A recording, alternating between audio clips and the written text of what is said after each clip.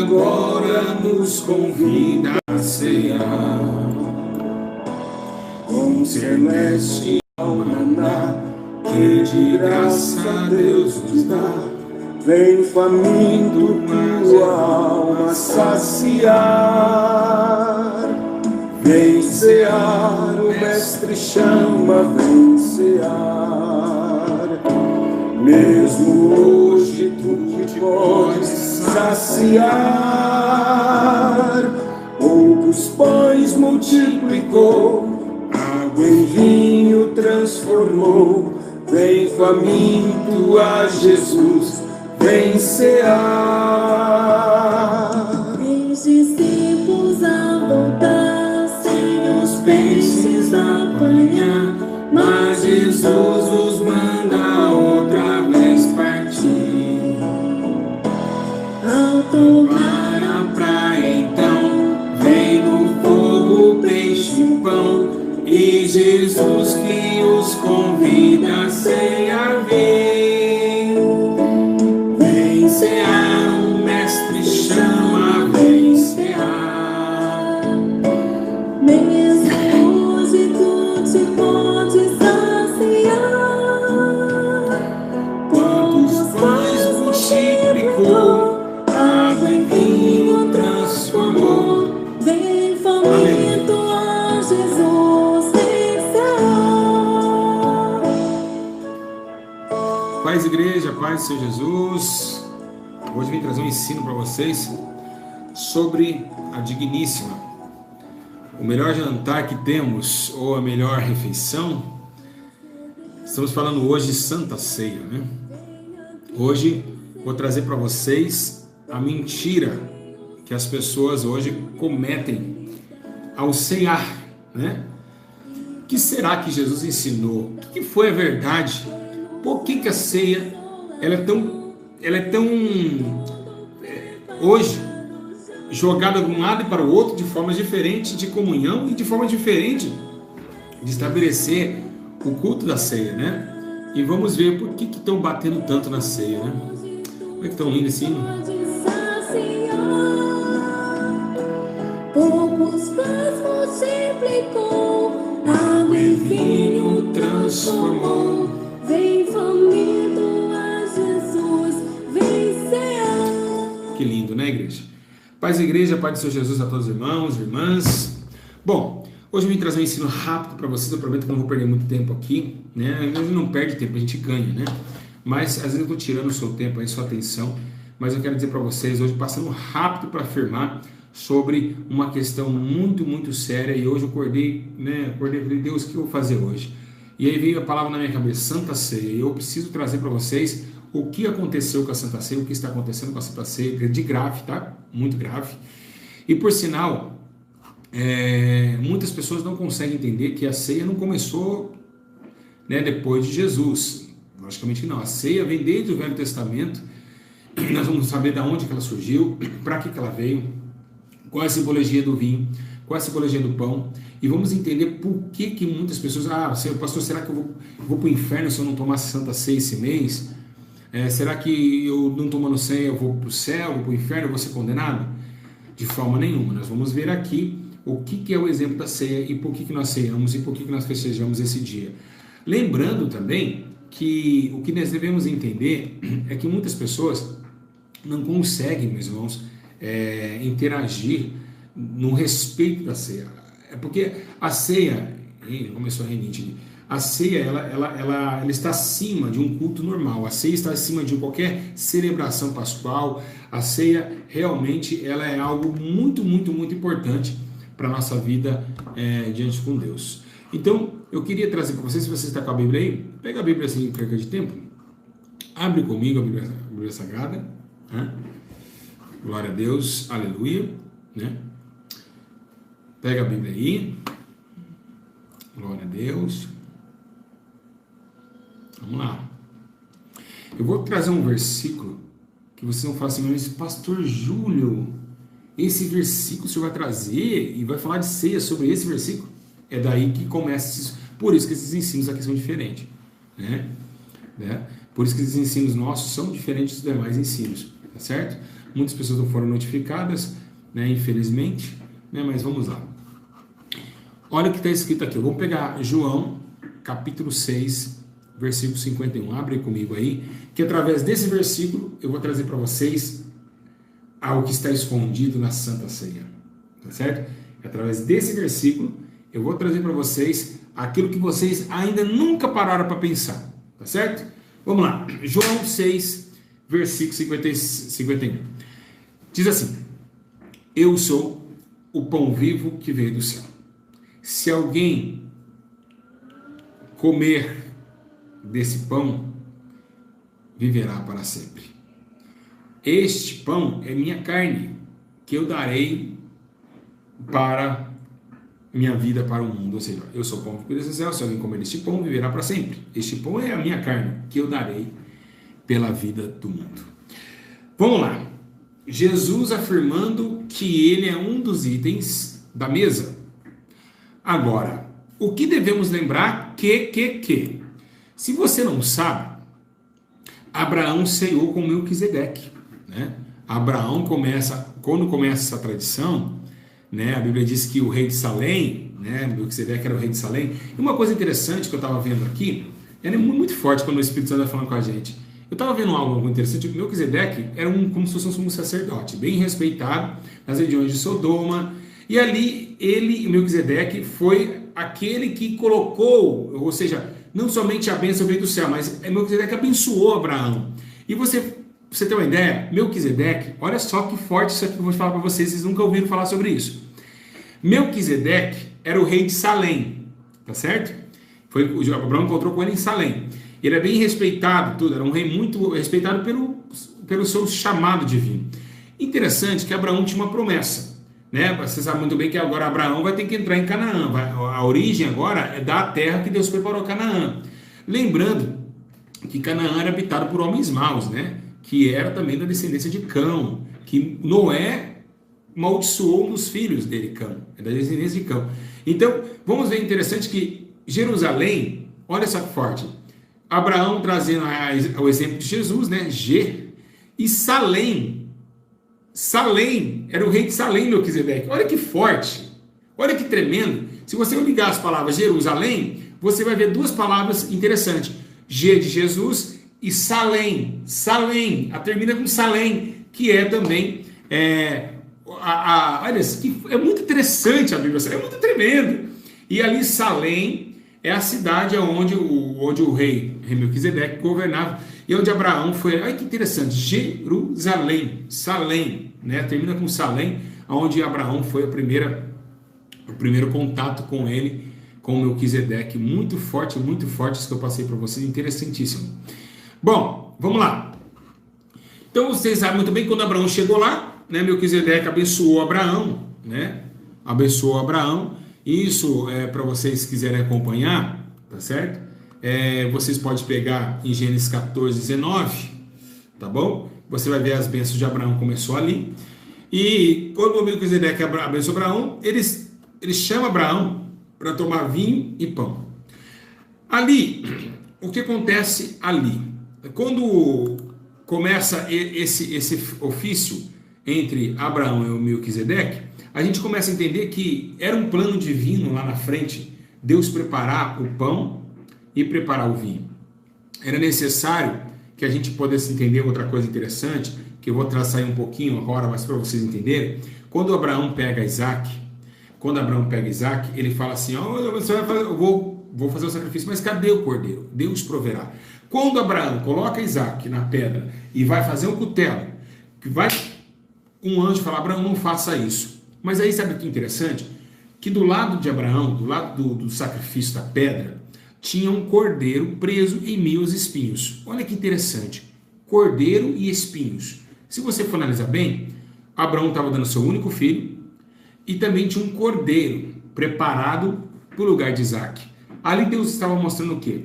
Abraão, se você dá o seu único filho, eu vou dar o meu. Já está preparado o cordeiro em meio aos espinhos. Espinho significa pecado. E outra coisa interessante, que os espinhos vieram sobre a cabeça de Jesus. Ali estava mostrando que o cordeiro entraria nos espinhos. Jesus estava simbolizando desde o altar de Abraão. Se você for analisar bem, aquele cordeiro ali representava Jesus Cristo, aquele cordeiro preparado. Deus preparou o cordeiro. Quando Abraão falou isso, ele falou uma promessa, uma profecia que se cumpriu. Deus preparou o cordeiro. Não somente ali, na hora, no ato, mas também o cordeiro que foi morto pelo mundo, Jesus. Então, vocês... Gente, compartilha esse vídeo. Dá like, gente. Pelo amor de Deus, olha o ensino, gente. Pelo amor de Deus. Aqui se aprende só coisa interessante. Aqui é assim. Vocês não aprendem isso em qualquer canal, não, meu irmão. É sabedoria divina. Então, Jesus veio até meio na coroa de espinhos. Por que a coroa de espinhos? Porque Jesus é a cabeça e ele levava os pecados de muitos, a cabeça da igreja. Então foi realmente, né? Sai um pouquinho. Eu espero você sair para ir lá compartilhar o vídeo. Vai lá. Mestre chama,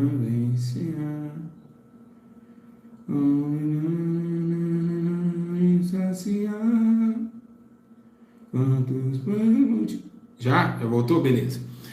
Então, quando Abraão ele recebe, mostra para Deus esse sofrimento, como um pai de um único filho dá o seu único filho, Deus também não poupou o seu filho. Deus não poupou. Então, como Jesus ele começa a dizer, olha, assim como Abraão não poupou, Deus não vai poupar também, então agora cheguei, eu sou o pão.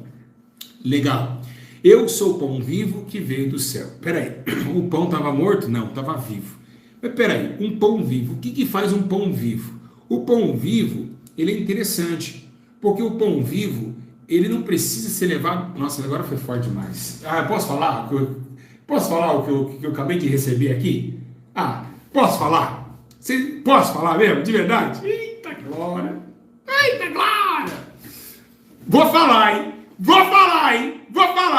O que significa pão vivo?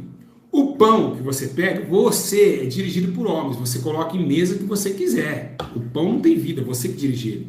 Mas um pão vivo é dirigido pelo Espírito, porque o Espírito que trouxe vida. E ele vai aonde Deus manda. Então era um pão que não ficaria só na mesa dos israelitas. Era um pão que andaria. Era um pão que levaria aonde Deus mandasse o repartir. Uma mulher chega perguntando assim, olha, mas até os cachorrinhos comem da migalha, que cada mesa do seu Senhor, se é o pão, eu preciso um pouquinho dessa migalha. Então você vê um pão que é dirigido pelo Espírito. O Espírito levava o pão onde queria. Não era dirigido por homens. O homem hoje, o padeiro, pega o pão e coloca na mesa que ele quiser, o pão não sai de lá. Mas Jesus não. Jesus era o pão de vida, o pão que tinha vida. Então o pão que tinha vida era destinado pelo Espírito, porque o Espírito tornou-se vida e tornou-se Adão alma vivente. Então quando a gente é dirigido pelo Espírito, não sabe para onde vem, não sabe para onde vai. Pegaram essa? Pegaram ou não pegaram? Então vamos lá. Vamos continuar. Então ele disse, eu sou pão vivo, acabei de chegar. Agora é necessário que eu me reparta. É necessário agora que eu padeça. Né? A Bíblia diz em Isaías que ele tinha que padecer, que ele tinha que sofrer. Que por amor de muitos Deus teve prazer em moê-lo. Tá certo? Então Jesus foi moído pelas nossas iniquidades, pelas nossas dores, pela terra que estava indo para a condenação. Mas como chega a Santa Ceia? A Santa Ceia, Jesus ele não chega a ceiar com os discípulos, vamos lá, vamos fazer isso que é a ceia. Não, ele começou a falar antes, ele falou, eu sou o pão vivo. Né? Ele diz assim, aí quando ele vai sentar na mesa, ele diz, esse é o meu corpo, né? Esse é o pão que simboliza o corpo, né? E esse aqui é o cálice, que simboliza o meu sangue, e começam a ensinar os discípulos a fazer aquilo todas as vezes se reunirem em memória dele. Lembrando que é interessante, né, que nós podemos entender que Jesus o apóstolo Paulo começa a exortar assim, olha, já que o mestre sentou na mesa, você não pode participar de outra mesa, você tem como se fosse uma inscrição, você pode sentar nessa. Aí Paulo diz em Coríntios 10, 21, vocês não podem beber da cálice do Senhor e do cálice dos demônios. Vocês não podem participar da mesa do Senhor e da mesa dos demônios. Então ali era como se fosse um registro. Eu sou daqui, eu só sento aqui, eu só me sirvo aqui. Aí que é interessante, é onde eu vou começar o ensino agora. Quando Jesus vem como pão, ele vem para saciar a alma, não vem saciar o estômago. O apóstolo Paulo disse que é para esperar um ou outro comer, e quem quiser comer, come em casa, para que não se venha fartar, né? Ou seja, vem comer e tirar aqui a fome na ceia. Não, de forma nenhuma. Quem tem fome, come em casa e vem para celebrar e esperar um pelos outros, né? Então, e quem se apressa em beber se embriaga.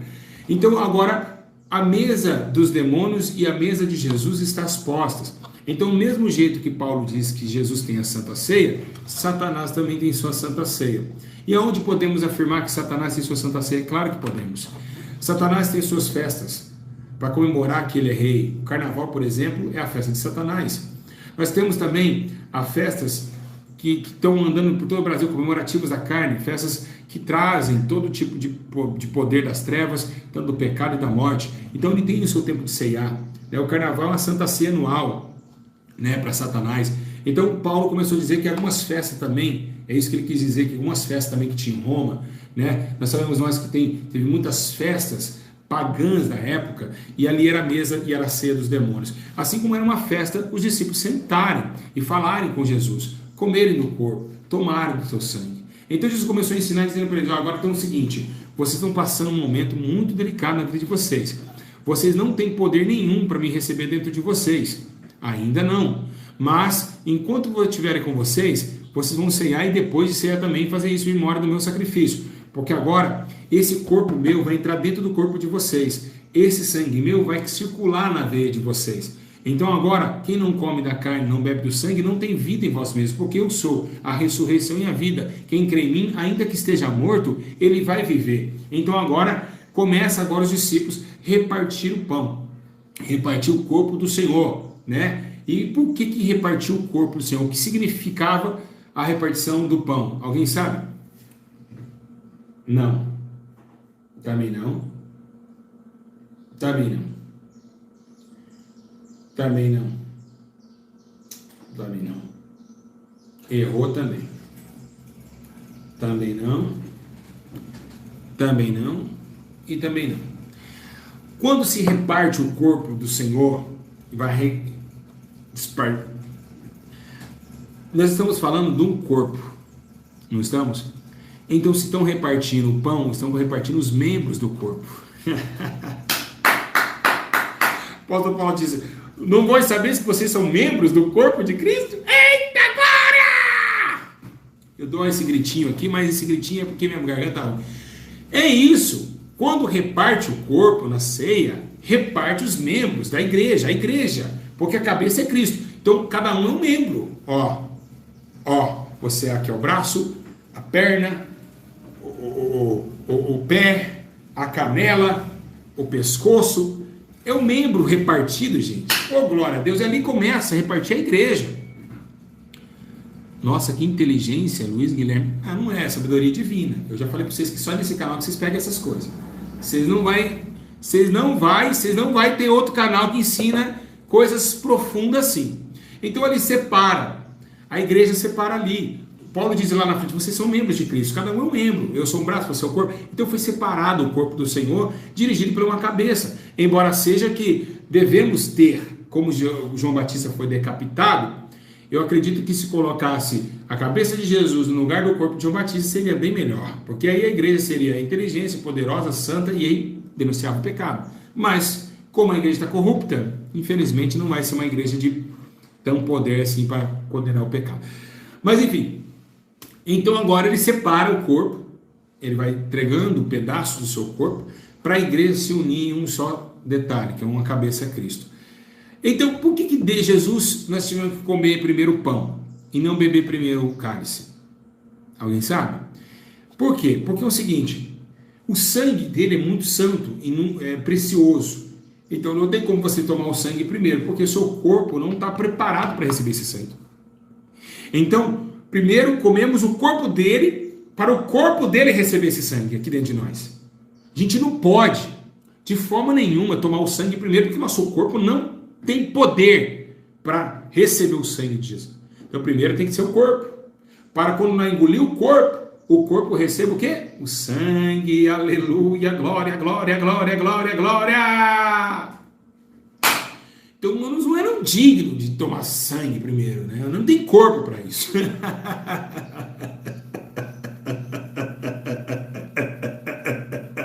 Não travou não. Estou feliz porque Deus é tremendo. Então, igreja, Nós estamos vivendo esse tempo, nós estamos parando para pensar que, pastor Júlio, se eu não tomar ceia, eu posso ir para o inferno? De forma nenhuma, igreja. A ceia não pode te condenar para o fogo do inferno. A única coisa que a ceia condena é tomar ela indignamente. É indignamente, né? Ó, 1 Coríntios, capítulo 11, versículo 27 ao 30, apóstolo Paulo diz assim: portanto, todo aquele que comer o pão ou beber do cálice do Senhor, indignamente será culpado de pecar contra o corpo e o sangue do Senhor. Examine-se cada um si mesmo, então coma do pão e beba do cálice, pois quem come e bebe, sem discernir o corpo do Senhor, come e bebe para a sua própria condenação. Tá vendo? Então, por exemplo, eu estou tomando e bebendo, mas de qualquer forma. Eu vou ser condenado. Por quê? Porque Deus, Ele ama o seu corpo e ama o seu sangue. Então eu não posso agir dessa forma. Eu não posso tomar ceia assim. Eu vou mostrar algo para vocês, a heresia do momento. Os demônios estão acabando com a ceia. Eu vou mostrar algo para vocês aqui. Eu queria que vocês... Eu sei que vocês vão ficar tristes, mas é necessário eu mostrar isso para vocês, tá? Tá bom? É uma tristeza, mas eu não posso fazer nada. Eu tenho que mostrar. Eu acho que eu aqui para mim abrir os olhos do povo, né? Então eu preciso mostrar, tá certo? Vamos ver. Ó, fica vendo, igreja, fica vendo isso aqui. Olha o que estão fazendo com a ceia. Dá uma olhada.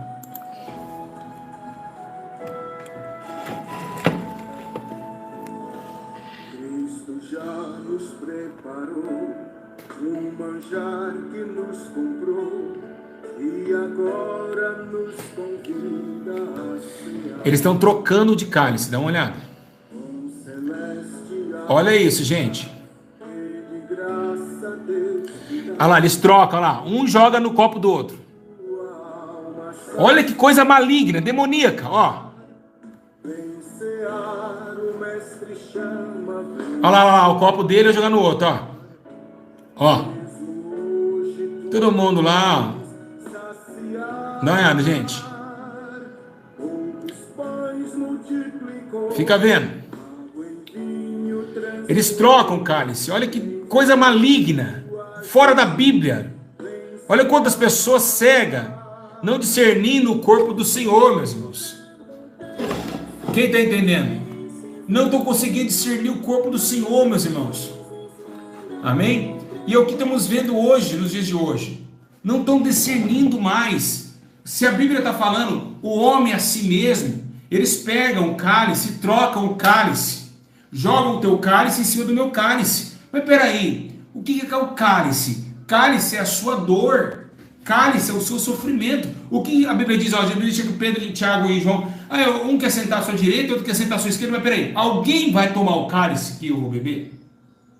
Alguém de vocês vão beber do cálice que eu vou beber para sentar à minha direita, à minha esquerda? Não. Então ninguém vai sentar. Cabe a Deus fazer isso. Então o que é o cálice? É o seu sofrimento. Então o seu sofrimento é o seu, o meu é o meu. Quando eu estou tomando o meu cálice, eu estou me arrependendo dos meus erros, eu estou pedindo a Deus. Então é individual. É individual. Então nós estamos vendo isso acontecer, meus irmãos, em várias igrejas do Brasil. Eu estou falando para você que a apostasia, sempre todo mundo lá, qualquer um. Engraçado que não teve um obreiro dividindo o pão. Todo mundo ia lá na mesa e catava o pão e saía já com o copinho como se tivesse um aniversário. Então, vocês estão indo para o inferno por quê? Porque não. Então, irmãos, não adianta, é o fim do mundo. Então a questão que Jesus estava falando, o seu cálice é o seu, isso não existe. De onde tiraram isso?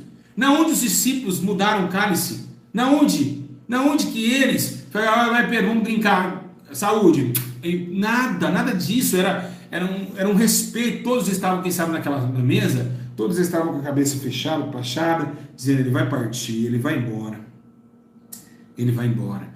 Engraçado que tem uma Santa Ceia que Jesus foi fazer antes da sua morte, que ele entristeceu, que ele colocou, aquele que eu molhar um bocado de pão e dá, esse é o traidor. Por que Jesus fez aquilo?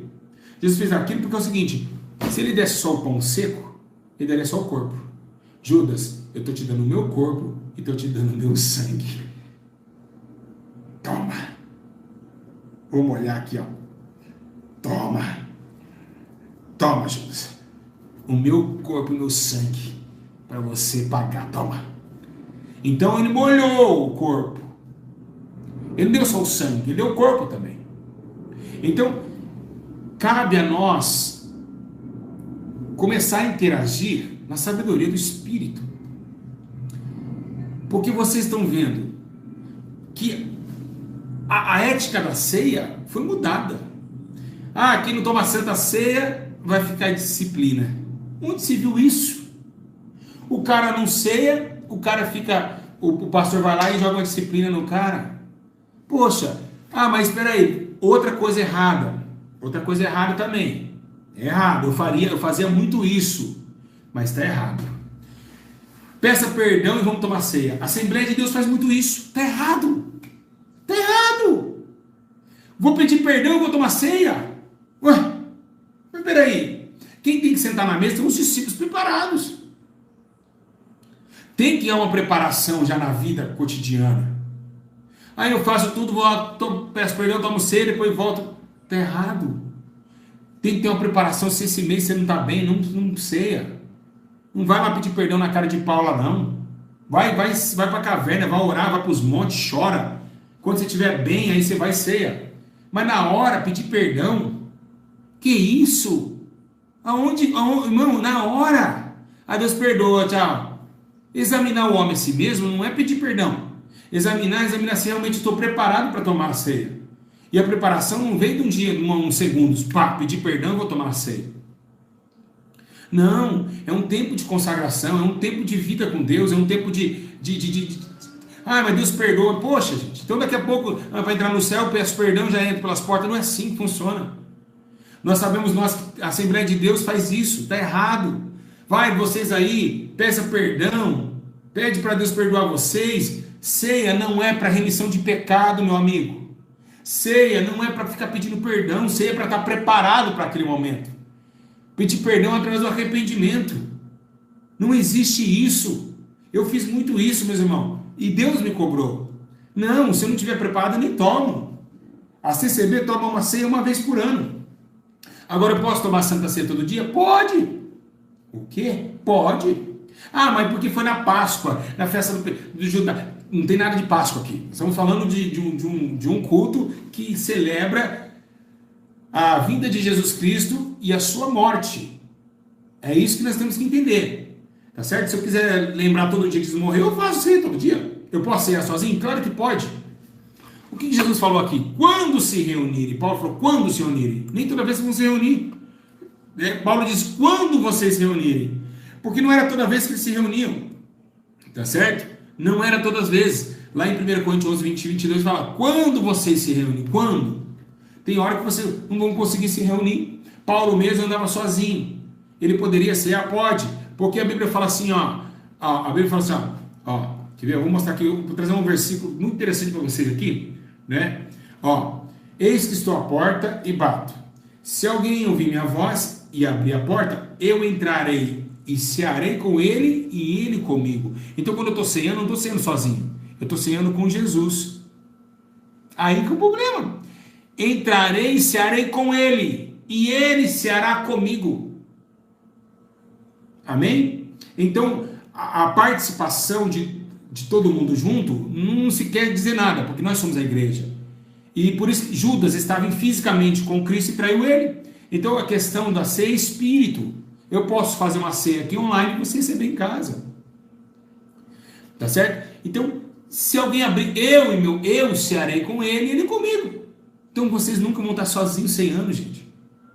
Nunca. Mas cadê os irmãos? Vocês podem cear sozinhos, vocês nunca vão estar sozinhos. Nunca vão estar sozinhos. Tá certo? Lembrando, pão sem fermento. Teve uma igreja que colocou uma cabeça de um porco na Santa Ceia. Eu não sei se eu vou achar aqui para vocês. Eu tô falando para vocês que o negócio tá feio. Vocês não acreditam, né? Vocês não acreditam não, né? O negócio tá feio, tô te falando para vocês que tá feio. E aí cataram a cabeça de um porco, tá certo? E aí colocaram a cabeça de um porco, né? colocaram a cabeça de um porco, e aí, no meio da ceia, dizendo que é como fosse uma ceia, eu poderia muito bem, tá aqui, ó, olha lá, a ceia beijando o porco, você tinha que beijar o porco, ó, dá uma olhada, olha só, isso aqui é uma santa ceia, irmão, eu vou falar pra você que o mundo tá feio, vocês não estão entendendo, vocês não estão acreditando, né? Olha só, isso aqui, ó, olha lá, esse aqui é o pastor, olha só, aí ele beijando o porco aqui, ó, ele beijando o porco, isso é uma santa ceia, ó. E as pessoas caem, quando beija o porco, cai, ó, dá uma olhada, ó, olha lá, ó. As pessoas beijam o porco, ó, olha lá, elas vão cair, ó, fica vendo, e elas caem todas, ó, e tem que passar beijando a cabeça do porco, tá vendo? Quem olha aí fala que é um ministro de Cristo, olha só as pessoas caídas, quem sabe não é demônio, isso aqui é uma santa ceia, ó. Irmãos, eu vou falar uma coisa para vocês. Se tem demônio maior que tem na África, eu acho que eu não encontro. Os africanos, funciona assim. Eles precisam de uma libertação muito real. Por quê? Os africanos são enganados por falsos profetas. A maioria dos africanos acha que conhece Jesus, mas está amaldiçoado, tem raiva do próximo, tem isso, tem aquilo. Os africanos precisam realmente de uma libertação completa. Eles são enganados demais. Na África, tudo que vai lá eles aceitam, tá certo? Eles não conhecem verdadeiramente Jesus que nós conhecemos. Então, eu acho que precisa a gente entender que não só a África, como o Brasil inteiro, está passando um processo muito difícil em relação à Santa Ceia. E devemos o quê? Combater? Não, fazer o quê? Apostasia. Apostasia dos últimos dias, tá certo? A Assembleia de Deus, a gente fala, pô, pastor, você fica falando de placa de igreja, tem que falar, vou fazer o quê? A Assembleia de Deus, por exemplo, um bando de políticos sentados na Santa Ceia. Os caras entregaram a política de uma forma e ninguém fala nada. Hoje os pastores, que era para estar fazendo visita dentro do Congresso. Ah, é um servo de Deus, adiantou o quê, meu amigo? Faz quantos anos que a bancada evangélica está no governo? O que adiantou? O que eles fazem lá? O que estão fazendo lá? Nada. Gente, Cabo Daciolo foi uma vergonha para o Brasil. Rodeou 7 vezes o Congresso e falou que ia ganhar a eleição com 51 mil votos lá. O número dele, uma coisa assim. Profetizou, falou que Deus falou com ele. Aquele apóstolo do Ceará lá, pegou o Cabo Daciolo, começou a rodar com ele lá, né? Apóstolo não sei o que lá, tudo hoje apóstolo, e aí fazendo essa vergonha toda. É uma vergonha isso, foi uma chacota. O nome de Deus, o Daciolo, foi chacota no Brasil, chacota. Né? E aí, não cumpriu a profecia que ele falou. Não cumpriu, o Daciolo mentiu, ninguém falou nada. Né? Então hoje está todo mundo aposta, aquele apóstolo do Ceará, esqueci o nome dele, quem sabe aí mostra para mim, que é um cara, um mercenário da fé, um cara que engana o Ceará inteiro lá. Então, o que eu estou falando para vocês? Esse, né, é o fim dos tempos. Quem quiser aceitar, aceita, quem não quiser também, mas é o fim. Como vamos ter a coerência de tomar a Santa Ceia, levando em particularidade coisas terríveis dentro de uma mesa que é santa, a mesa de demônios e a mesa de Deus não congregam, não ficam juntos. Então, é o que eu estou falando para vocês. A situação da ceia é algo muito forte. Meu computador é barulhento mesmo, de verdade. Eu até desliguei aqui. Então, nós estamos aqui levando a relação da ceia de forma horrenda, de forma perigosa e de forma que nós não podemos mais discernir, não estamos conseguindo discernir entre o corpo, entre o sangue. E esse desvio de conduta está levando pessoas a fazer coisas terríveis, tenebrosas. Está fazendo as pessoas fazerem coisas que não convêm. Apóstolo Paulo diz em Romanos 1, e fazem coisas que não convêm. Então, ceia, eu posso tomar? Quem pode tomar ceia? Divorciado pode tomar ceia? O que vocês acham? Divorciado pode tomar ceia? Vamos começar pelo divórcio. Pode ou não? Bom, aí depende. Se a pessoa pediu divórcio, ela não pode tomar ceia. De forma nenhuma. Se ela pediu, não. Se ela foi divorciada, aí ela pode. Porque a Bíblia fala que o homem não larga da mulher e que nem a mulher larga do marido. Independente de traição que seja, tem que perdoar, tem que continuar com sua esposa. E agora, mas eu pedi divórcio. Aí eu sei com Deus, vai orar e você com ele fala, porque as coisas reveladas são para mim, as ocultas é para Deus. Então, cabe a isso. Você descumpriu o mandamento, você divorciou da sua esposa, não era para divorciar. Deus odeia cara de divórcio, odeia, né? Então, essas coisas todas, separado do cônjuge, não teve contato, não dá mais, aí tudo bem, enquanto tá ainda te amando, né? Mesmo ainda tem a prudência na nossa vida, que a gente tem que entender que a prudência da nossa vida, ela tem que levar por alguns motivos, que a gente tem que ter prudência, porque às vezes o marido não tá dando mais, então enfim, tem que dar aquele afastamento. Mas não que odiar, sempre perdoar, tentar voltar, né? Então tem tudo isso. E vamos outro para o outro. Gay pode? Não. Amaziado pode? Não. Quem não batizou pode? E aí? Só batizado que pode? O que vocês acham? Os discípulos foram batizados? Hã? Foram? Não, né? Aí que está o problema. A gente leva muito isso em ética de batismo porque é o seguinte, nós estamos em dias maus. E hoje está muito difícil você confiar que uma pessoa sem batismo, ela esteja bem com Cristo. Os dias são maus. Então é muito difícil você ter essa relação. É como eu estava falando, teve pessoas que foram batizadas com o Espírito Santo antes de descer nas águas. Cornélio não batizou nas águas, mas recebeu o dom de línguas. Recebeu o batismo com o Espírito. Então, o que eu tenho que falar para vocês? Pode acontecer que sim, mas é uma coisa religiosa nossa que a gente fala, não, só se torna discípulo depois do batismo. Não, negativo. Se torna discípulo antes do batismo. Quando a gente aceita Jesus, ninguém joga na água. Aceitou Jesus ali, já é discípulo. Nós vamos agora cumprir a justiça. É diferente, gente. Para de ser cabeça opaca, gente. Pelo amor de Deus. Se eu aceito Jesus aqui, não sou discípulo dele, não? Sou ou não sou? Estou aceitando agora. Eu aceito Jesus como meu Senhor. Eu não sou discípulo? Não sou? Sou ou não sou? Sou ou não sou? Eu quero a resposta. Não sou ou sou? Eu estou aceitando. Não está valendo? Não está valendo? Está valendo. Agora eu vou cumprir a justiça. Diferente. É diferente, meus irmãos. Né? Mas por causa da religião, a gente... Não, vamos depois do batismo, a gente... Para dar um sinete, falar, não, realmente, ele batizou para as águas. Não existe isso, gente. Eu poderia tomar Santa Ceia sem batismo? Sim. Sim. A partir do momento que eu peço perdão aos meus pecados, Jesus me perdoou. Eu poderia tomar. Mas as igrejas não deixam por causa dessa questão, porque uns ficam firmes, mas às vezes tem pessoas que é batizado que é pior de quem não é batizado. Tem pessoas que falam em língua que é pior de quem não fala. Tem uma vida pior do que aquele que nem é batizado ainda, que é aquele carinha silencioso da igreja, meio tímido. Então devemos comportar essa situação. Lembrando vocês, toma cuidado, ser do Senhor é uma coisa muito séria, e que Deus abençoe todos vocês, e que o Espírito Santo de Deus conforte cada um de vocês, dê a vocês essa prontificação de querer saber mais, tá certo? Queria deixar uma pauta aqui no final do vídeo. Eu excluí o vídeo de ontem sobre a nossa compra na clínica por motivos de inveja, né? Muita inveja por eu ter conquistado a clínica de recuperação, de ter comprado lá. E foi um vídeo muito lindo ontem, que eu ao vivo fui lá, ajudei um rapaz, quem estava ontem ao vivo viu. E eu precisei excluir esse vídeo, porque Jesus, quando ele recebe o Espírito Santo, ele vai para o deserto. Então a gente comemorar muito nessa plataforma não é bom, tá certo? As pessoas já começaram a fazer vídeos contra. Então, às vezes é melhor ficar um pouco calado, um pouco quietinho, então excluir, né? Para que a gente não venha, né? Amanhã ser detonado pelas pessoas, né?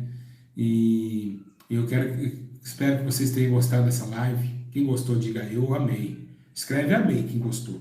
Espero que vocês tenham aprendido bastante. Tem mais temor a Deus, tá? Deus é fiel, Jesus é fiel, Ele vai ajudar vocês nas horas mais difíceis. E é isso, tá certo? Bola para frente e vamos continuar. Acho que a caminhada ainda ela pede um pouco mais, tá bom? E fiquem firmes com Deus. Eu espero que o meio melhore também, que você possa melhorar também e que todos nós chegamos à prática da perfeição, né? Do amor e da justiça, tá bom? Que Deus abençoe. Fiquem na paz do Senhor Jesus e comentem. Nós temos 1.050 pessoas na live. Se o teu esposo esperar deixar de comentar, você ora para comentar. Eu quero 1.000 comentários. Será que eu vou conseguir? 1.000 comentários? Eu quero 1.000 comentários e 2.000 likes. No mínimo, hein?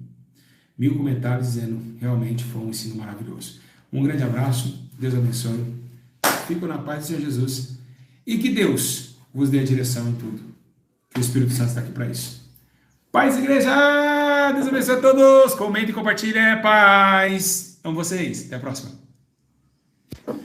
Obrigado, Jesus.